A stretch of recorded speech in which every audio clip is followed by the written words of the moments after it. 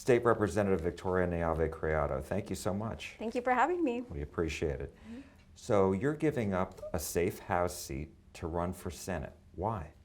One, several reasons. I'm the daughter of an immigrant dad. I was born and raised here in Dallas, and want to take our fight from the House to the Senate. I see so many issues in our district that our constituents are facing every day. And as a leader in the House, as an attorney, I'm a first-generation college graduate in my family. I want to make sure that that lived experience is represented in the Senate because it's currently not. In particular, as a leader in the Texas House, I have delivered big legislation and focused on issues that have been disproportionately impacting women and have been ignored for a really long time, and we need that voice in the Senate as well. So it's everything from addressing the backlog of thousands of untested rape kits, particularly the Lavinia Masters Act, my landmark legislation, which I'm really proud of, which has not just tested so many thousands of untested rape kits that we are now solving cold cases. So I'm really proud of legislation that I passed this year to address a loophole that we saw because old cold cases that were getting solved because rape kits that were tested, prosecutors could no longer prosecute those cases because the statute of limitations had passed. So I passed House Bill 2019 this year. Also, domestic violence we know is a serious issue impacting women, not just women, families all across our state. More than 200,000 reports of domestic violence are reported every year, and we know that there are many more that are not reported. So I've passed legislation throughout the years, everything from expanding access to protective orders, helping individuals who are survivors of family violence get access to a driver's license, for example, at no cost, to this year passing legislation in coordination with the Dallas Police Department to create this free database to try to prevent intimate partner violence. That free database is going to empower individuals to have information about repeat family violence offenders, repeat offenders of stalking, for example. And so all of those skills that I've had as a state representative delivering those big wins like this for Texas women and families in our state. I also have been I want to take that to the Senate, but in particular, we also have to fight with everything that we have because we are in urgent times where we have Governor Abbott terrorizing mixed status families. We have, Dan Patrick and Ken Paxton who are terrorizing a Dallas woman,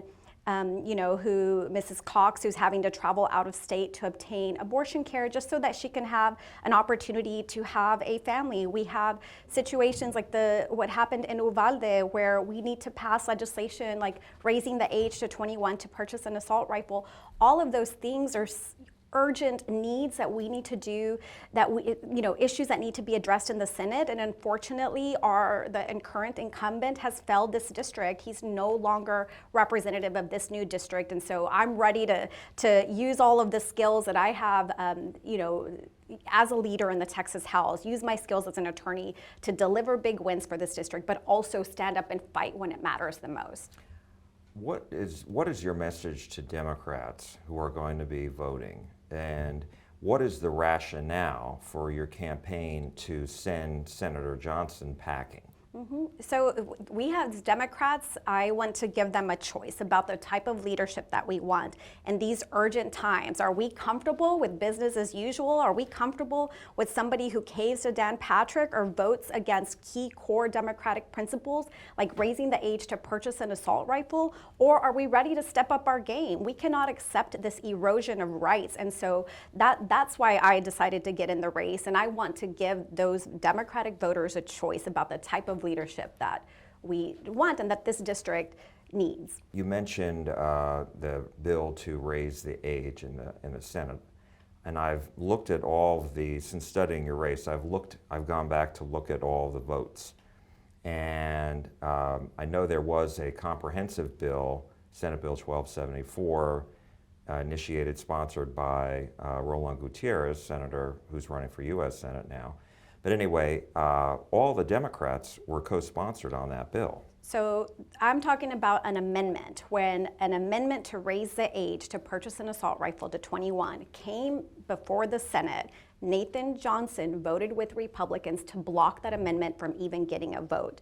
And it was an amendment by the Senator Roland Gutierrez. And that was something that the families 21 for 21, they would come every single week to lobby. I, as a legislator in the House, as chair of a caucus, made that a priority. I met with the families every opportunity I could. I worked behind the scenes day and night to try to help them get a hearing and ultimately a vote. Nathan Johnson didn't have to vote with Republicans against that amendment to even get a vote. He chose not to, and that's the difference between us. Every single vote matters. When we have mass shootings in Texas occurring again and again, like there's no room for, there was no excuse for that vote. And so that's why I want the voters to know the difference between us. What are you going to do when it comes to an amendment that is before you in the House floor, on the Senate floor? You choose to vote with the families. He refused to do that, and that's the difference between us. I asked him about that, and he said that was an amendment that most of the Democrats voted like him only because it was not found to be germane to the bill that was at hand. And this is the difference between us. That amendment was germane from my perspective. That amendment dealt with the purchase of assault rifles on the internet. The underlying bill dealt with the sale of goods on the internet. Again, this is Nathan Johnson's choice. He could have voted, and whether he thought it was germane or not, it doesn't matter. He should have voted with the Ubalde families, and the fact is that he did not. I believe we need to close background. We need to have more expanded background checks. We need to raise the age to purchase an assault rifle. We are dealing with issues, but particularly with domestic violence, where abusers have easy access to a gun. A lot of these issues are coming up in the courts, and so we have to have legislative solutions and fixes so that we don't have guns in the hands of people who could potentially murder their partners. And that's data that is reflected here in Texas. We have one of the highest, unfortunately, rates of murder of is related to intimate partner violence. And so those are types of issues that I understand, that I have prioritized as a legislator, and I will continue to prioritize as the next senator. So if you are elected, and you named a number of issues, but what are your top priorities that you would like to tackle once in the Senate? Absolutely. One is education. That continues to be our top priority. As a daughter of an immigrant dad who had a 6th grade education, he and my mom emphasized to me the importance of focusing on your school. Education, education, education. We know that even higher education helps families get out of poverty. This district, Senate District 16, covers everything from Pleasant Grove, where I grew up, to Oak Cliff, Grand Prairie, Irving, all the way up to Richardson. And as I have for example, how to pay for college fare every year for hundreds of families who come to learn things that I didn't know when I was going to college. That's the difference between a grant and a loan. So being able to provide those services. So education continues to be our #1 priority. I'm also proud to be a part of the bipartisan coalition in the House that helped kill vouchers. When the vouchers came to the Senate floor, Nathan Johnson wasn't even there, leaving the residents of Senate District 16 without a vote. Like, you need to show up to your job, especially when there are particular key issues. I worked day and night to try to kill vouchers, and when it came to the floor, we were ready again to fight, and we defeated that, even though it was a Governor Abbott priority. So protecting our schools, getting teachers the desperately needed pay raises. We have a shortage of teachers all across our state. We need to be taking care of them, and so they're not working 2 and 3 jobs to make ends meet. So those are one of my priorities. Second is I want to continue to focus on issues that disproportionately impact women. Sexual harassment in the workplace, for example. I passed a law to extend the statute of limitations for sexual harassment in the workplace. And this is in a Republican majority state. That is not something that is easy to do. It took me multiple sessions to get it done, but I deliver because I work hard for my constituents, and I know that there is a huge need. Continuing to work on the rape kit backlog. So even though we're solving so many old cold cases, and there's still, and I'm very proud to say that one of the rape kit backlogs has been eliminated in Texas because of the Lavinia Masters Act, because we got $50 million from the Texas budget tied to my bill that I passed.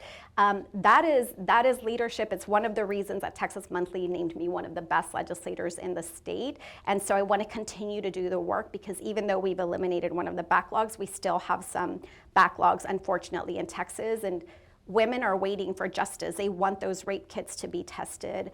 And so I want to continue to do work on that. And third, we also need to address, fight back right now, stand up against these discriminatory attacks by Governor Abbott. Everything from what we're hearing, dangerous rhetoric against people of color, this erosion of diversity, equity, and inclusion in higher education. We now know that they want to get rid of diversity, equity, and inclusion in our public schools. There is rhetoric where Governor Abbott doesn't want an undocumented child to be able to go to a public school. Republicans are infighting about this. We know that that is on the horizon for next session. I, as a daughter of an immigrant, as somebody who understands, hopefully the next senator for Senate District 16, this incredibly diverse district, will be working hard day and night, just as I have in the Texas House, to stand up against these attacks. What are voters in the Senate district telling you are their top concerns? And we're so excited as we're knocking on doors. Some of these same issues. Education continues to be a top priority. People are concerned about Senate Bill 4. That is one of I remember vividly back in 2017, a high school cafeteria in North Mesquite High School being filled with parents concerned about what's going to happen to them if they are separated from their children. After the last Senate Bill 4 of Governor Abbott, as you may recall, the Show Me Your Papers or Anti-Sanctuary Cities bill, people are concerned about driving to the store. I went to get my phone to the phone store, and the young girl there was telling me about how her dad is now concerned about driving. I have people who are Good Samaritans volunteer. For example, a white woman who volunteers to drive undocumented families is concerned now. She can also be charged and get a 10-year steep penalty under the Senate Bill 4 from third called special session, because there are several Senate Bill 4s. I was just going to ask you to clarify. And so there's two. So there is fear in the community. We have to address these, which is why we're working on immigration informationals to inform individuals about their rights. We want to make sure that people are working with law enforcement so that they are reporting crimes and they're not fearful of law enforcement. We know that law enforcement already has a lot on their plate. They're being asked to, provide mental health counseling. They're trying to be liaisons to our unhoused community at the same time as they're trying to solve crimes. And now we're putting additional ICE immigration requirements on them. They don't have time for that. So there are all sorts of issues in our state. I've been a problem solver. I've been delivering for our district, and I've been a leading voice on a lot of these attacks by Governor Abbott. And so that's why I'm ready and would be honored to represent and working hard every day, knocking on doors so that we can earn the votes of our constituents. One thing, when I interviewed Senator Johnson, he criticized your vote several years ago. I believe it was in the 86th legislative session, House Bill 16 on abortion. I guess you were on the committee. You voted that bill out, and that was would basically criminalize against doctors who performed abortions. Explain that vote. Well, that's not what that bill did, but what I will say is I am proud. Have a 100% rating from Planned Parenthood. I have been endorsed by them in all of our past races. I have been a champion for abortion rights. I have fought tooth and nail with my sisters in the House, fighting against bills like this, fighting against bills that are attacking our reproductive rights and our right to choose. And I will continue to do that whenever we get to the Senate. And so, for me, it's really unfathomable. I know that he's trying to distract from his record and all of the bad votes that he has taken, particularly this year. But for me, I'm honored to stand with my sisters, and I'm going to fight with everything that I have. Right now, there are more than 26,000 rapes, a study just revealed, 26,000 pregnancies as a result of rape. That is not acceptable. You are re-traumatizing the rape survivor is traumatized with the underlying rape. Now she is being traumatized again by having her choice about what to do over her own body taken away. That is not acceptable. These are serious issues that we're going to be fighting in the legislature. And so again, I have a 100% rating with Planned Parenthood. I have worked hand in hand with them and my sisters in the Texas legislature. And I'm going to continue to fight for abortion rights. Was there a bill, though, that you did put out of committee? Maybe it wasn't that one that he's talking about? There or- was a bill back in the day, yes, that dealt with medical treatment after, if there's a potentially botched abortion. And so that's what that bill is referring to. I have worked day in and day out, as I mentioned, fighting for reproductive rights, fighting for abortion rights. That bill came up today. We would not be voting like that. We would be voting against and trying to kill that bill. And we still every year try to kill bills like that try to take away, our right to choose. And so I'm going to continue to be a voice and advocate for abortion rights. I wanted to ask you just about the state Senate. As you know, it works very differently than the state House does, in the sense that the Lieutenant Governor, Dan Patrick, has a very strong control over that chamber. And when we interviewed him back in December, he told us that Democrat bills don't get passed, and even Republican bills, if they are dividing the conference, he won't bring them up for a vote. They have to have majority support for him to bring up a vote. So how would you measure success in the Senate if you're elected? So as a leader in the House, I have worked across the aisle. I have tried to build consensus anytime that we can, but Republicans also know that when it comes to core issues that impact the district, impact my constituents, we're going to fight with everything that we have, and we try to highlight for them the negative impact of legislation that they're pushing with data, with arguments to try to defeat those bills. So I plan to use the same approach, trying to build consensus where we can on key issues impacting our state. A lot of the work that I do, it doesn't cut across party lines. It's domestic violence, sexual assault. Nobody's asking, a perpetrator's not asking what political party you're from. Those are areas where I have built bipartisan coalitions throughout the year, and I'm going to continue to do that whenever I get to the Senate. But when it comes to issues that impact our right to choose, when it comes to issues that impact diversity, supporting communities of color, when it comes to gun reform, raising the age to purchase an assault rifle, attacks on our LGBTQ community, we cannot accept that. Every vote matters. We have to stand up to fight against bills like that. And that's the difference between me and the senator. He has caved on some of those votes. He has not stood up for our LGBTQ community. He was one of 2 senators to vote present, not voting on a bill that attacked the transgender community. I fought against that, and that's just there's a series of bad votes, but for me it's about standing up to fight, delivering, working across the aisle wherever we can, but we have to stand up and fight when it matters the most. Last question, proudest accomplishment in the House?